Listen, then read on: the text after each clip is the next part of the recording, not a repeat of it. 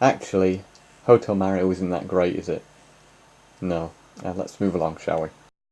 Then we got his Little Devil, which was also, I know this was definitely on PC, and this was kind of like a maze-based game where you played the character of Little Devil and you went around the different rooms of the maze solving puzzles.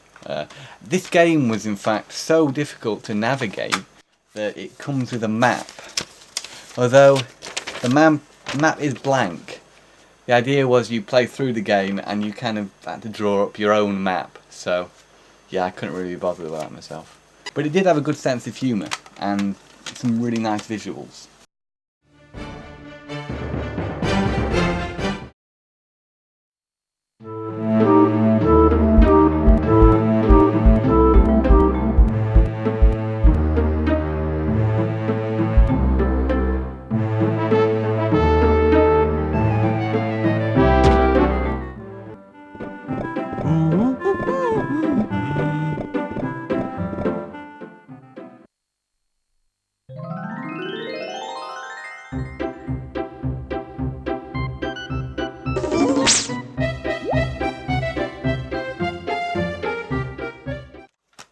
Something like Dungeon Keeper on the PC. It perhaps was. I never played Dungeon Keeper, but because that had a map-based. Yeah, it is very map-based, corridor yeah. kind of based kind of thing. And Lucky Luke's a bit similar to The Apprentice. It's same developers, and based on the comic book series. If you've ever come across that, and yeah, got some really bright, great, colourful visuals in there. Some great ideas. Wasn't the greatest game. Wasn't as good as The Apprentice, but that's another fun one to check out.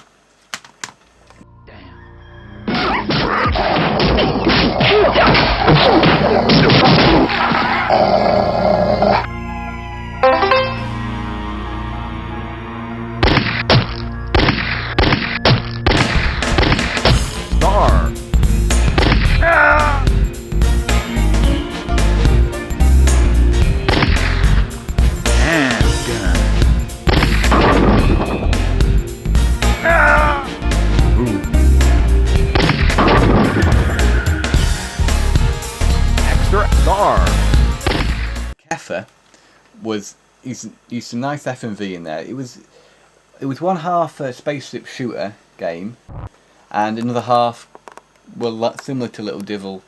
It's corridor-based levels. Basically, you fly around different planets and you go into different temples.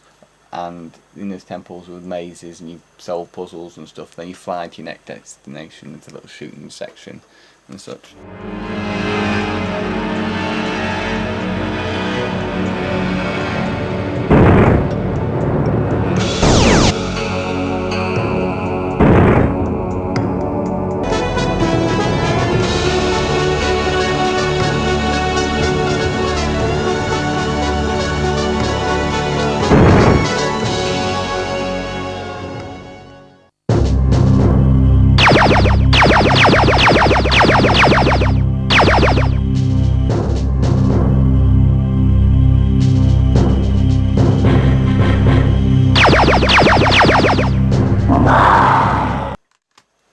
And Lost Eden was something of a bit of a mammoth game, an adventure game, where you played a character in a...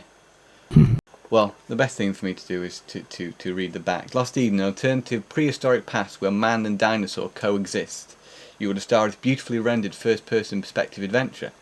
You must travel to 4 continents and meet more than 12 different species of dinosaur, each with its own distinct personality.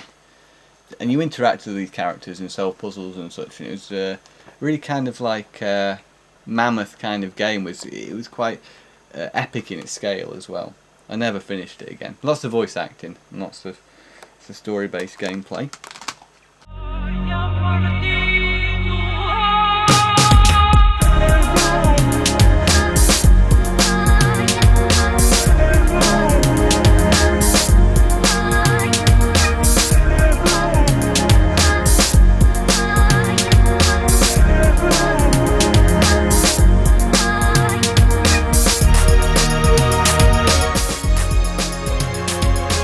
Adam, Counselor Monk, look for you.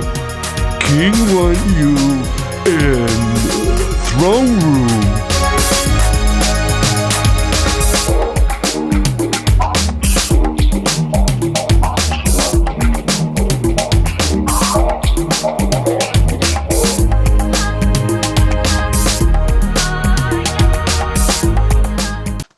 another classic. Pac Panic was also on a CDI. It came in quite a nice case, a bit different from the other CDI games.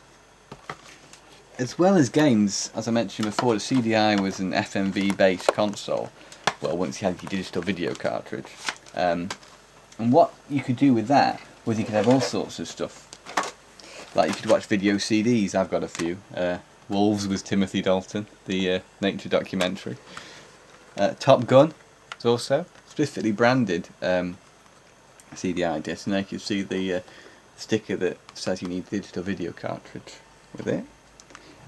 Educational stuff like Muzzy, Learn French, the fun way. I had many enjoyable hours playing Muzzy, but I never learnt any French, I used to play it in English. So I learned lots of English. And I Mr. Bean on video CD as well. Now, of course, the CDI was destined to be a kind of family console, in a similar way the Wii is now. So back in the days of the CDI, instead of Wii Fit, you had Cathy Smith's personal trainer. In this, you could design your own workout regime and join Cathy in a variety of exercises. So there you go. Before Wii Fit, there was Cathy Smith's personal trainer. Something else the CDI also introduced was internet. On CDI, you could buy it. You could get a disc which would connect you online, connect your CDI to your phone line, and you could actually surf the internet on your CDI as well, which predates the Dreamcast. So, in effect, the CDI was the first video games console to let you browse the internet as well. Sadly, though, the CDI was a flop. I think basically because the games weren't all that hot, and it didn't really know what it was. Was it a games console? Was it a digital video thing? And at the time, these things just really weren't taking off. Which is a shame, because the CDI has a lot of potential. And if maybe it could have decided exactly what it was in the first place, it would have actually had quite a bright future. But as it stands now, there's a console with some quite good games, some interesting use of FMV, and did innovate quite a bit. So, yeah, the CDI, a lost classic.